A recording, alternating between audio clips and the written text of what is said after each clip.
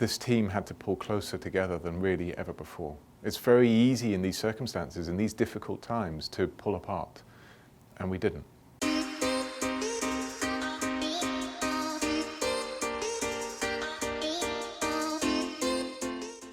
Why was the car not as competitive as in Brazil? I think you've probably heard Toto refer to the table of doom. So this is something we constructed internally that allows us to somewhat predict where our car will be relative to certainly the fastest cars track on track. And it worked fairly well. It's something that actually had fairly good correlation across the season. And it did say that in, for example, Mexico and Brazil, we would be significantly more competitive than we were going to be in Abu Dhabi. And it's a function of the properties that make our car both strong and weak. And that transpired to be true. And as perhaps negative as that comes across, that's a very good thing, because it means that the properties of our car that we understand, we actually have a good grasp on them, sufficiently so that they actually look to be real in real life, and then the reasons behind it look to be correlated. So that obviously doesn't answer the question as to why we weren't as competitive. Part of it is that I think Ferrari moved backwards across Mexico and Brazil. Hard to explain why, but they definitely weren't as competitive there as they were towards the end of the season in Abu Dhabi, and they were a fierce rival in Abu Dhabi. Very, very quick in a straight line and competitive overall with good tyre degradation. That doesn't obviously explain Red Bull and why we moved back to them, but I think that is explained in the properties of where our car is weak and where it's strong. And Brazil had a lot of cornering sequences, types of corner, speeds of corner that really suit the characteristics of our car, which unfortunately we didn't have in Abu Dhabi. The final one is Abu Dhabi is very, very cool conditions once we're really racing at night. And we saw a few properties on the tyre, a little bit of graining appearing on the front axle and on the rear axle, and that for sure hurt us in the race. Did Lewis's first lap incident with Sainz cause his retirement? Short answer, no. There was actually surprisingly little damage from that first lap's incident. The bib, the area under the car, did take a massive impact as a result of it, and that won't be good. The front wing end plate, again, had a knock, but generally speaking, it was fine aerodynamically. What happened at the end of the race is actually a loss of hydraulic pressure, and it had no relation or no bearing to that first lap incident. What impact did George's 5-second penalty have on his race, and did it make us switch to a two-stop? So I'll cover off the second of those two first. No, that wasn't the reason why we switched to the two-stop strategy. That was always a fundamental of tyre degradation and what the strategy for him would have played out to be the best overall. In terms of the impact of the 5-second penalty, the first thing is that Ferrari are now in a comfortable position because they know that we can't undercut Sainz, the second of their two cars. Because as soon as we come in the pit lane, we'll be stationary for 5 seconds.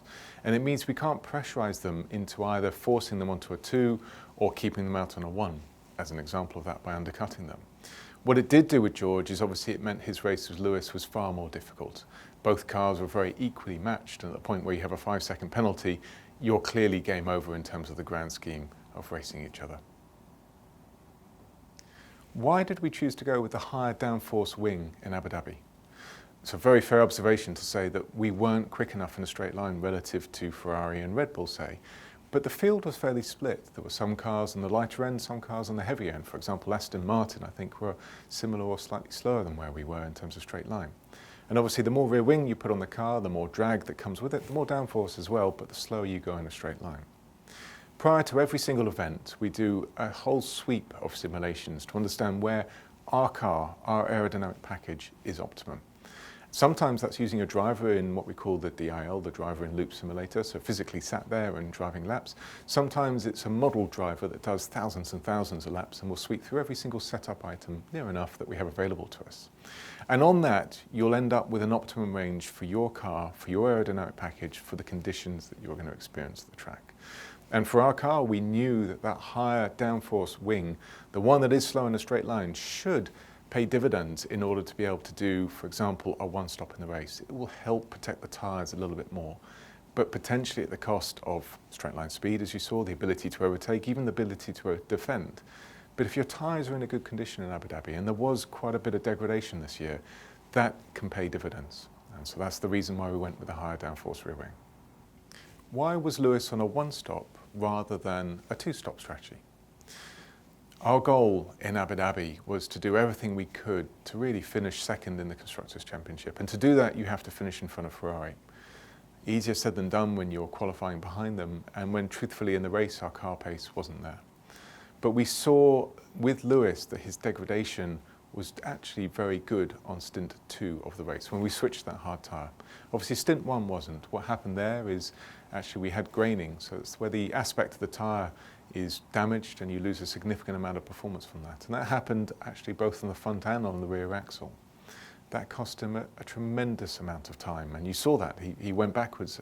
Initially it looked like we could bring the fight to Ferrari, and then he fell backwards very quickly. And what it also did is we brought the stop forward near enough for that second stint. But on that second stint, the degradation with Lewis was low, as it was for a few other cars up and down the grid. It wasn't the same for all cars. There was a few cars with higher degradation.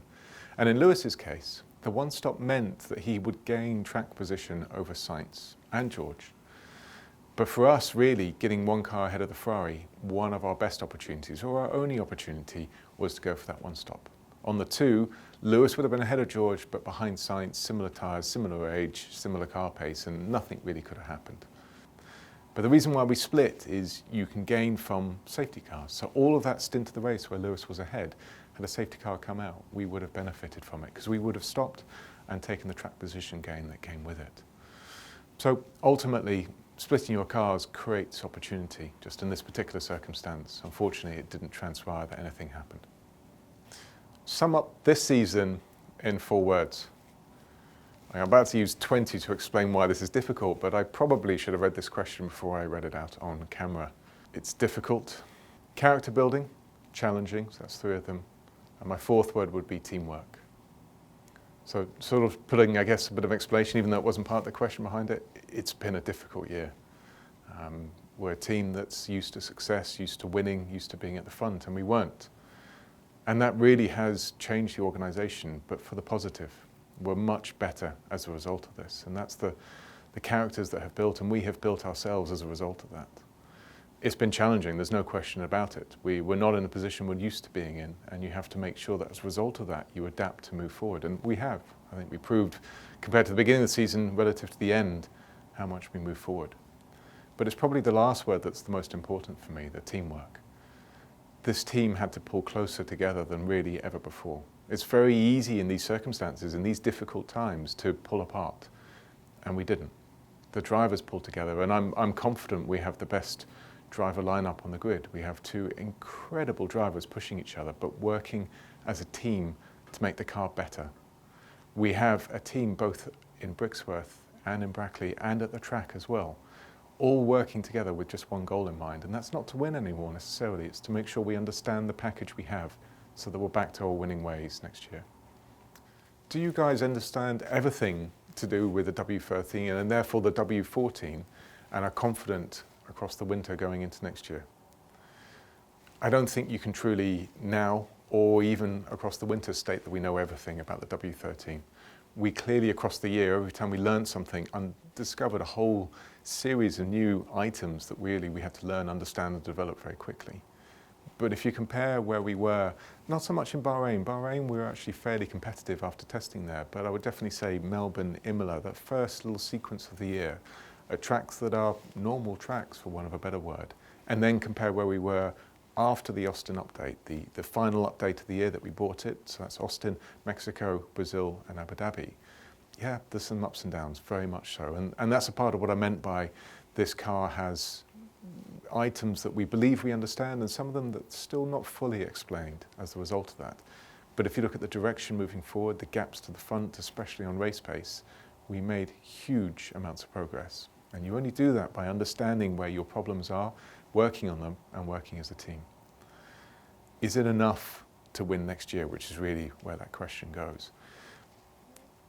The confidence we have is that we now have our tools, our wind tunnel tools, our development tools, our performance tools here in the organisation, producing performance which is more than our competitors. It's allowing us to move further forward relative to them. There's still a void though, and Abu Dhabi really showed that. That has to be caught up across the winter, and I think we have a very good process and system in place to do that. That development that you saw across the season will continue across the winter. and I think we'll be in a very strong place next year. So we had a message through that said, I just want to say thanks for your efforts this season, team. And I just really wanted to say that from us speaking on behalf of the team, your messages of positivity, your support throughout the season make a tremendous amount of difference to us. They really do lift us from the dark times that we're sometimes in, and then also help us even in the Brazil moments where you're sharing that experience together. We will be back, and next year I'm confident will be stronger than this year for all of us.